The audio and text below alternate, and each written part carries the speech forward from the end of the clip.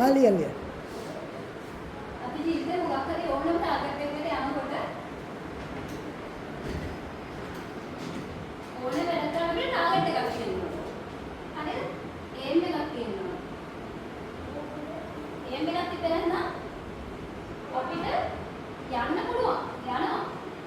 හැබැයි පට්ට අමාරුයි. වෙන වටයක් ගිහලා යනවා. ඔයා දන්නේ නැත්නම් ඔයා එළියක් කරන්නේ ඇයි කියලා. මොකද්ද ඔයා එකෙන් ටාගට් එක? ඔයා යන්න ඕනේ කොතැනද කියලා. ඔයා ඔහේ කරනවා. අම්මා කියනවා අම්මා ගෙදරින් ගන්නවා මම එනවා. ක්ලාස් එකට සල්ලි දෙනවා යන්න වෙනවා මම යනවා. එතකොට ඔයා නතර වෙන්නේ ඒ මෙහෙම නෙමෙයි. එතකොට ඔයා මඟක් ගිහිල්ලා කවුරු හරි කියන එකක් වැරදිච්ච තැනක කවුරු හරි කියලා බැරිම තැන නවත්තපු තැනක ඔයා නතර වෙනවා. හරි?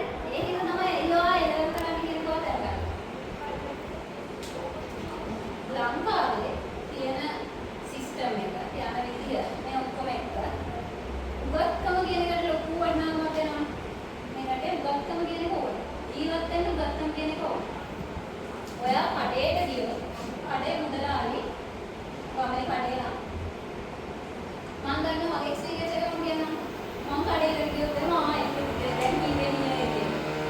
ඔයා නේද ස්පෝර්ට්ස් උත් කරනවා කිව්වේ? හොඳයිනේ කියලා පුතාලවත් ගෙන්නලා පෙන්නලා එහෙම. හැබැයි මාත් එක්ක වෙන මගේ වයසේ ඔලෙවල් කරන ළමයා කඩේට ගියොත් මොනවද උනේ? සල්ලි ගනවද? පොඩ්ඩක් ඉන්න. මේක මම වැඩ. ඔයාලා ඔය එක්ස්පීරියන්ස් එක දැකලා නැති. උගත්කම කියන එක මේ සොසයිටි එකේ ඕන තරම් මනින්. අද කොටින්ම කිව්වොත් මම මෙතෙන්ට ඇවිල්ලා කතා කරයිද? මම මෙක්සින් කියලා නෑ. අද මට එහෙම දෙයක් කතා කරන්න දෙයිද මුල්කයියා? මම මෙතෙන් කියලා නෑ. මම ඒක නම් දැන්නේ නැත්නම් කතා කරන්නේ. ඔය පාරින් හැමෝටම ගෙනලා කතා කරන්නේ ඒක. සහ අද ඔයාලා අහගෙන ඉඳීද මම කියන එක මම ඉතින් හිතන්නේ.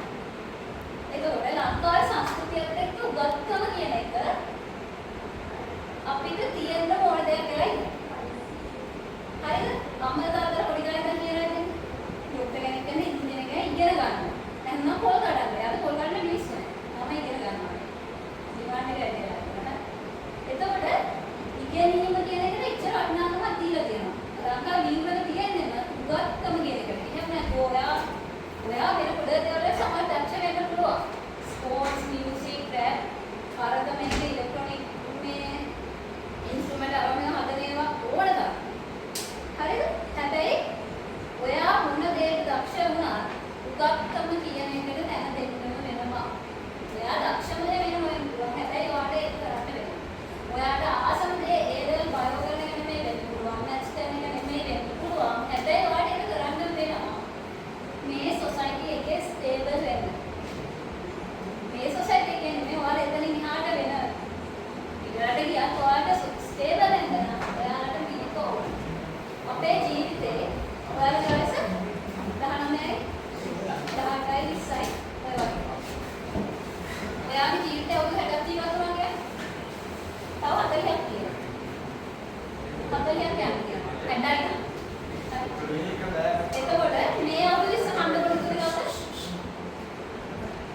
අම්මා තාත්තා කන්න පුරුදු. කෑවොත් කොහේ? මේ අවුරුදු 40ද? ඔයාලා අම්මගෙන් තාත්තගෙන් දෙන්න වෙන්නේ නැහැ. හරි? එතකොට ඔයා ස්ටේබල් වෙන්න ඕනේ. ඔයා මෙතන යන ස්ටේබල් වෙන්න ළමයි වයිද කරන්නේ.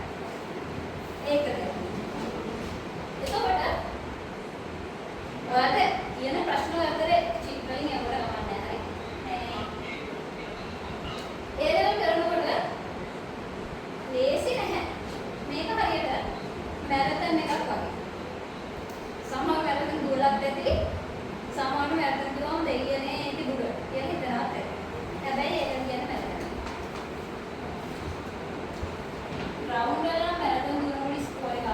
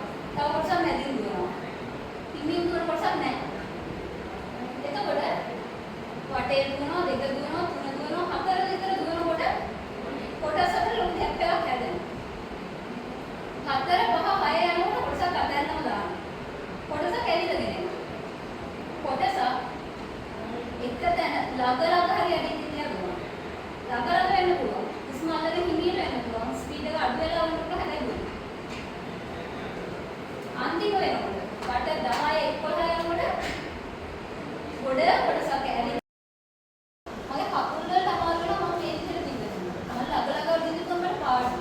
මම මුරුද්‍රාට දින්දුත් මම ලේසි. මම උසයි. ඔය හැමදේම තේරෙන්න ගන්නේ තමන්ගේ වැරද්දකට දිනුවා. මේක දුවන විදිහ ඔයාගේ කෝච් කොච්චර කියලා දුන්නත් ඒ පැටර්න් එක නෙමෙයි තමන්ට හරියටම හරියන්නේ. තමන් තේරුම් ගන්න දේ. ඒ දේ කියන්නේ. ඔයාලා ක්ලාස් යනවා. හැබැයි ඔයාලගේ පැටර්න් එක හොයාගත්තේ නැත්නම් මේ පාත් එකට යන්න පුළුවන්. අනිත් අය කියන දේවල් අහලා පුළුවන්. හැබැයි ඒක අමාරුයි. තමන්ගේ පැටර්න් එක හොයාගත්ත තමන් දන්න මට ඕනේ කියලා නේද?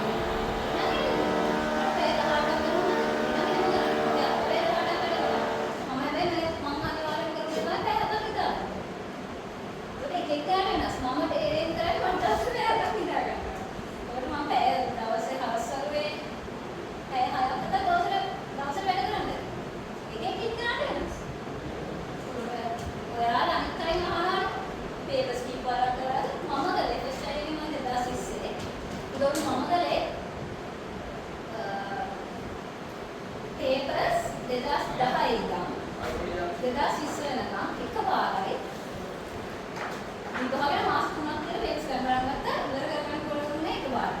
මගේ යාළුවා දෙන්නා. හොඳටම නාලි දෙන්න දැනගන්න. මම ඒක කියන්නේ. එතකොට එක එක්කෙනාට ඒක වෙනස්. එක එක්කෙනා කරන විදිහත් එක්ක වෙනස්.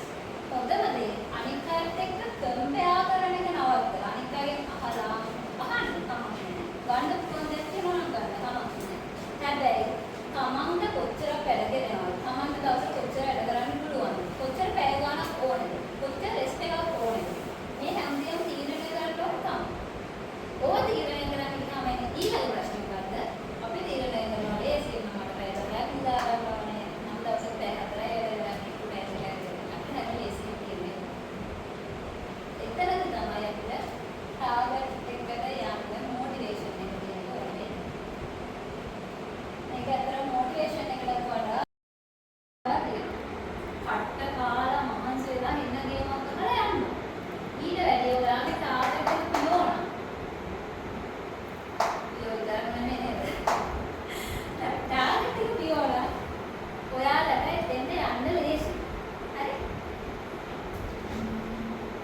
ඒ හින්දා ජීවිතයක් ජීවත් වෙනකොට අපි කොච්චර වැඩ කළත් ඔයාලා දැකලාදී මම උදාහරණයක් කියනවා මම මගේ ඉලක්ක කාලේ මම අන්තිම කාලේ වල සෑහෙන දෙයක් අපිට තමයි කොරෝනා සෙට්.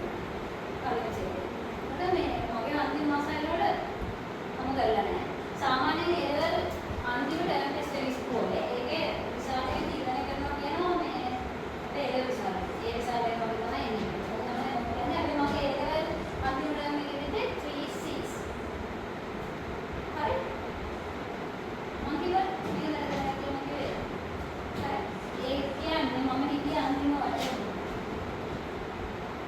ඒකම නයිස් වෙයි හැබැයි මම මේ වෙලාවේ පන්ති 13 වෙනවා ඒ ලෙවල් සාධනකොට 2as1 DDN physics කියලා දැනගන්න තියෙනවා හරි මම පන්තියේ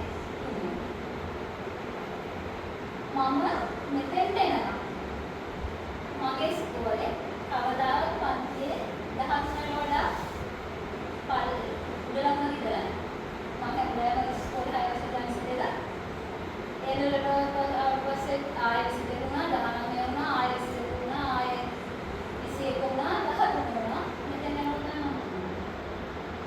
ඔයාලට දැන් සෙට්ටයි කරන විශේෂයෙන් එක එක මිනිස්සු එක තමයි කියනවානේ ආයෙ කරනවාද ඇයි විසාරලා කැම්පස් යනවාද මට තියාගන්න තමන්ගේ ජීවිතේ